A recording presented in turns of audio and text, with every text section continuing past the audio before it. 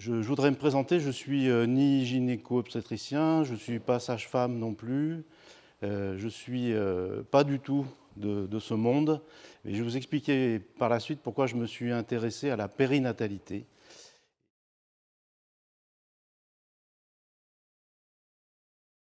Les femmes enceintes sont aussi endurantes que les ultramarathoniennes ou les coureurs cyclistes du Tour de France. C'est-à-dire que pendant vos 9 mois de grossesse, vous avez un métabolisme de base qui est modifié et qui équivaut à réaliser le Tour de France cycliste. Donc on peut dire merci maman. Elle me disait c'est pas l'essentiel, c'est participer. Ma mère me disait toujours le mal c'est l'absence de bien. Et au fond, on peut se poser la question de l'accouchement par césarienne ou par voie normale, etc. Est-ce que c'est bien? Est-ce que c'est mal? Vous voyez, notre société, elle dissocie toujours les choses. Et je crois que tout ce qui a été dit aujourd'hui nous permet un peu de sortir de cette conception de la dualité bien-mal. Parce qu'en fait, effectivement, l'essentiel, c'est de participer et après, du coup, de construire quelque chose autour de ça et mettre du bien autour de ce qui est fait. Parce que la vie d'un homme, c'est pas que du bien.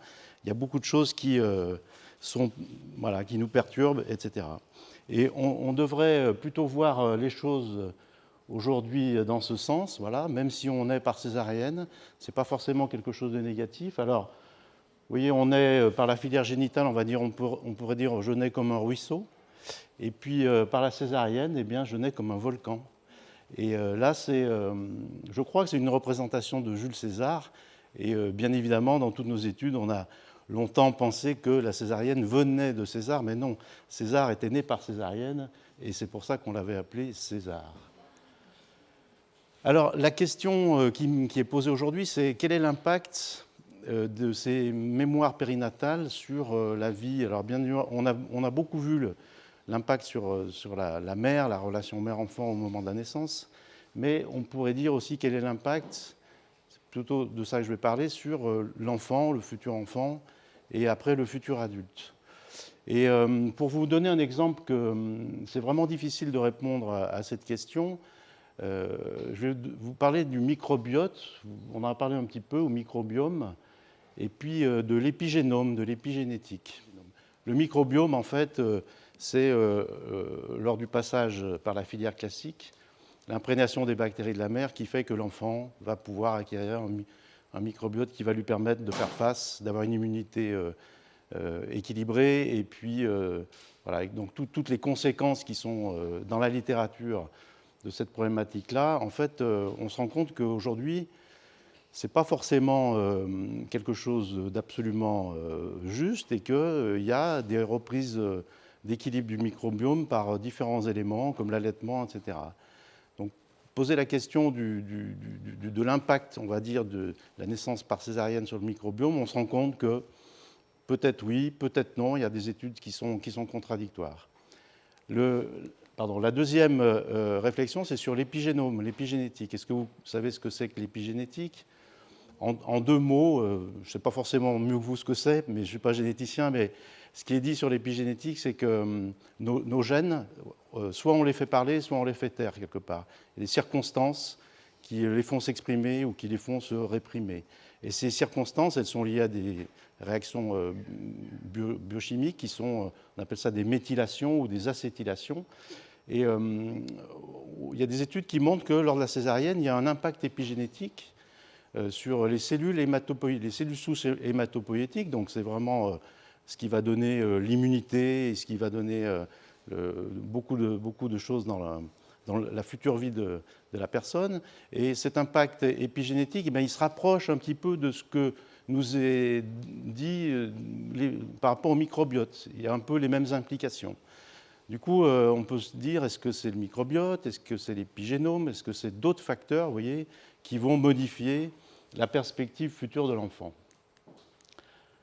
Alors, pour vous expliquer pourquoi je me suis intéressé à la périnatalité, c'est que j'ai travaillé pendant une dizaine d'années à l'hôpital de Genève où je m'occupais des douleurs chroniques et avec une réflexion un petit peu plus large que la réflexion classique. J'étais là-bas pour ça, parce que mon histoire, c'est que je suis médecin, mais j'ai développé une approche basé sur, on peut dire, tout ce qui concerne une vision globale de la personne, mais avec une approche qui se rapproche un petit peu des techniques douces, on va dire, comme l'ostéopathie, l'acupuncture, etc.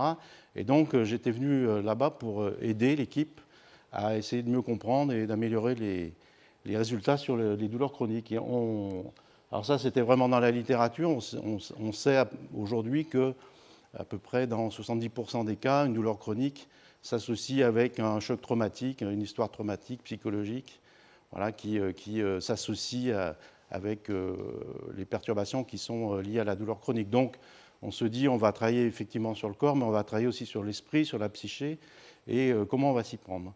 Et à l'époque, j'étais en relation avec un confrère qui m'a dit, mais tu devrais t'intéresser au travail d'un certain Stanislas Grof, je ne sais pas si vous le connaissez, qui est un psychiatre, et qui a amené le concept de matrice périnatale. C'est ce qu'on va voir tout à l'heure.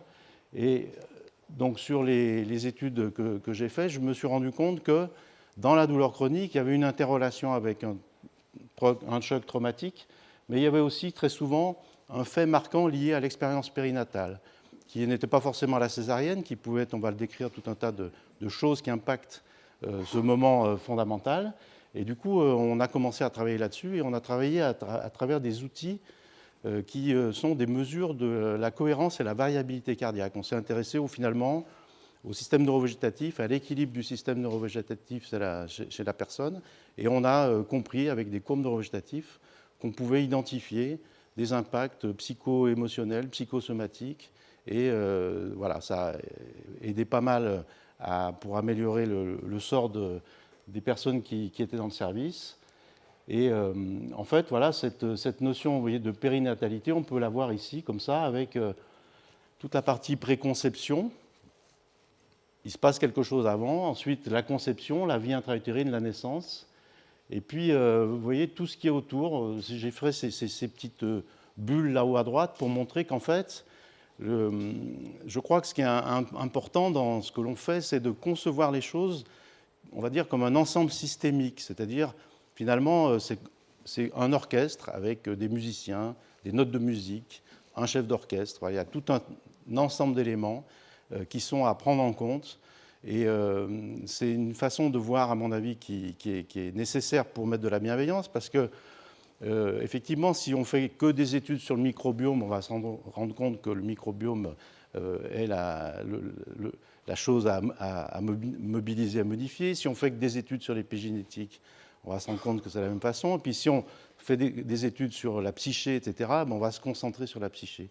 Et je crois que la réflexion que j'essaye et que j'ai essayé de mener toute ma carrière, puisque ma carrière n'est pas finie, mais je suis pas loin de la ligne d'arrivée, eh bien, a été celle-ci, d'essayer de comprendre la personne, l'individu, dans une globalité, voilà, avec tout un tas de paramètres et d'éléments qu'on va voir ici. Alors Stanislas Grof, voilà, qu'est-ce qu'il a expliqué? Il a dit que, au fond, la naissance, la conception, la naissance, voilà, la vie intra-utérine, c'était une forme d'initiation, de rite de passage, mais aussi de prise de conscience. On pourrait dire un peu un formatage, c'est-à-dire qu'il explique que tout ce qui se passe au niveau de cette naissance, au niveau de cette conception, de cette vie intra-utérine, c'est comme un formatage qui va nous formater sur tout un tas de paramètres qui vont toucher notre psyché, mais aussi qui vont toucher notre équilibre biologique, notre équilibre physique.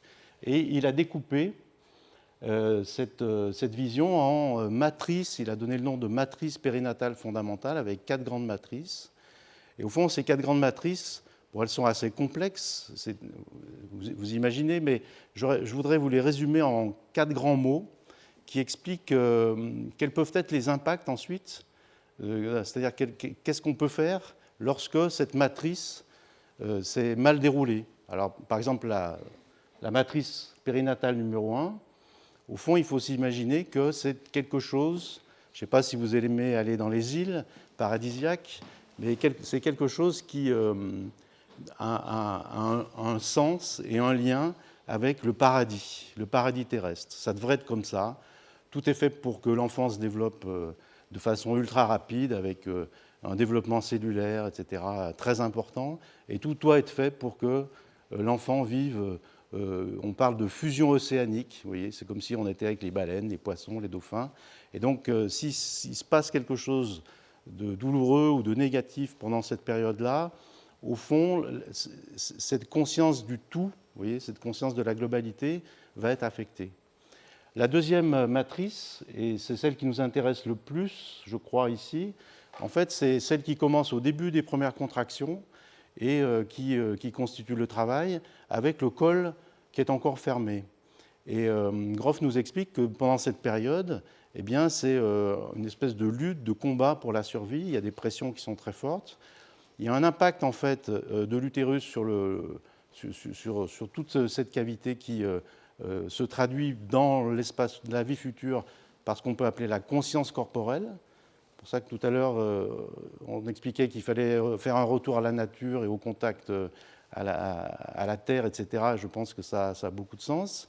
Et puis, c'est aussi, il explique, c'est aussi la dimension de lien à la spiritualité, c'est-à-dire que on appelle ça la nuit noire de l'âme. Et donc, dans ce moment-là, si les choses ne se passent pas correctement, eh bien, on peut perdre une conscience corporelle, et puis on peut avoir une espèce de fermeture de son esprit, de fermeture de sa spiritualité. Et du coup, il y a des choses, bien évidemment, qui sont possibles de faire.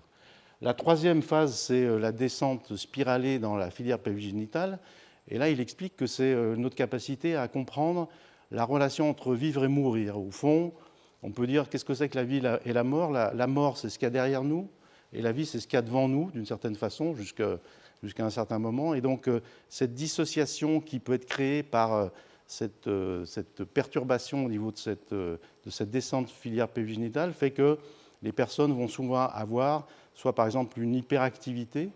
Nous, au niveau des mesures, on le traduit au niveau du neurovégétatif par l'hypersympathicotonie. C'est des gens qui sont à fond dans le système sympathique, donc ils ont une espèce de schéma de combat, etc. Ou au contraire, quelque chose qui les freine dans la vie avec des inhibitions d'action, etc.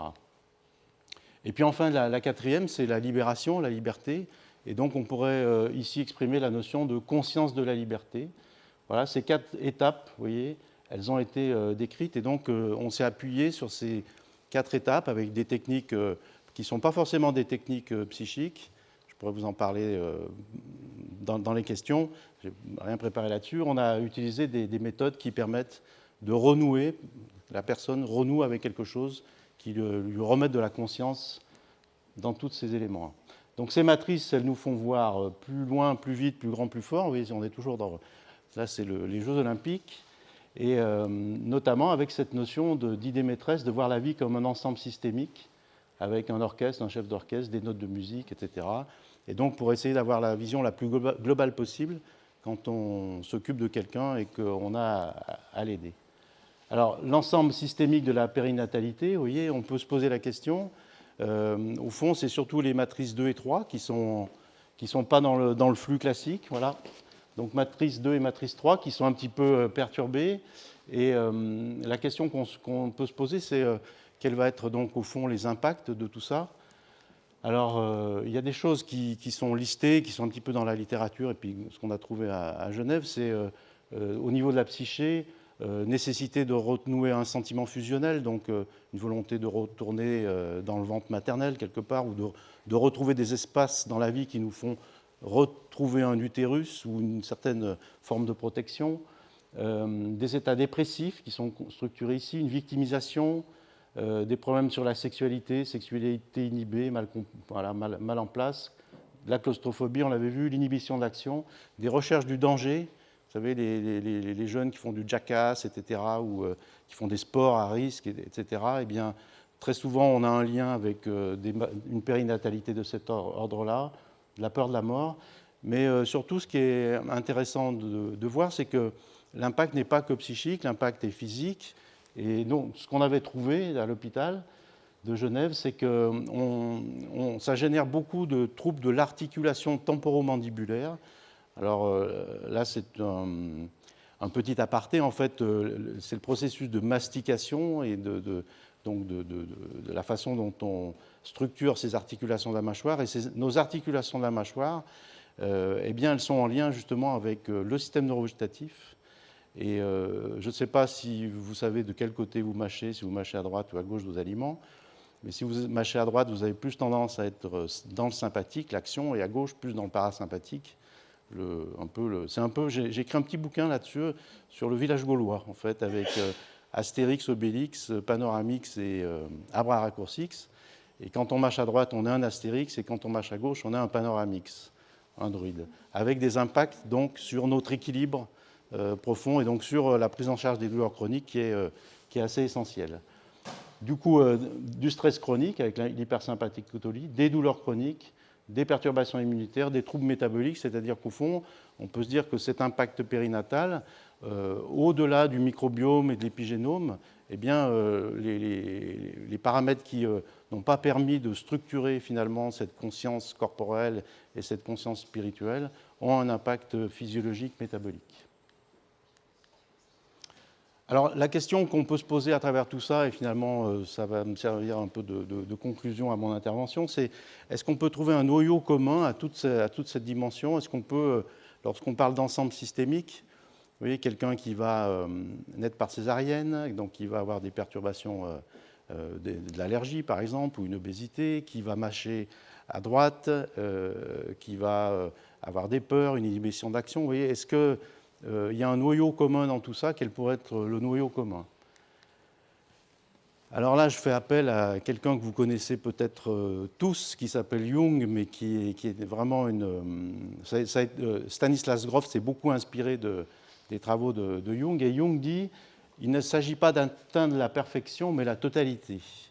Et je trouve que c'est une phrase formidable, parce que la perfection, au fond, c'est pas intéressant.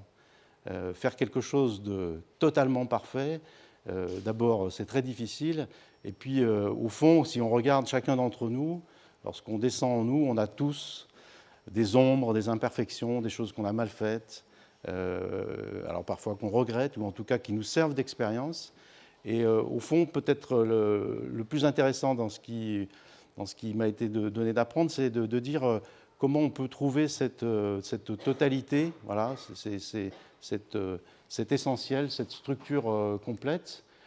Eh bien, Jung dit il est nécessaire d'unifier, voilà, on parlait du lien, d'union, d'unifier nos dimensions physiques, émotionnelles, mentales, spirituelles. Et comment faire l'unité de tout ça? Je crois que le mot qui me vient, c'est la question de la conscience, c'est la question de l'idée du lien. Et au fond, la question de la conscience, d'une certaine façon, je pense qu'il y a beaucoup de recherches qui sont faites et qui nous montrent que la conscience n'est pas que neuronale. Nous avons d'autres dimensions de conscience, d'autres plans de conscience, d'autres espaces de conscience dans ce que l'on fait. Et au fond, il faut, je pense, mener des recherches là-dessus pour pouvoir apporter des solutions qui sont fortes à ce qu'on veut donner lorsqu'on s'occupe des gens. Et quelque part, pour ça, il y a des solutions, et il y a un médicament qui est sorti il y a très très longtemps, que personne ne...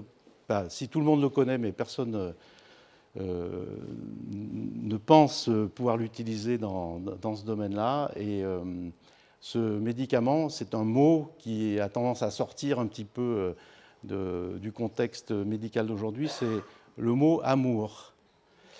Et vous voyez, je vous disais merci maman, elle m'a aimé, merci Véronique, merci mes filles elles-mêmes, je vous remercie et je voudrais simplement vous dire que je vous aime.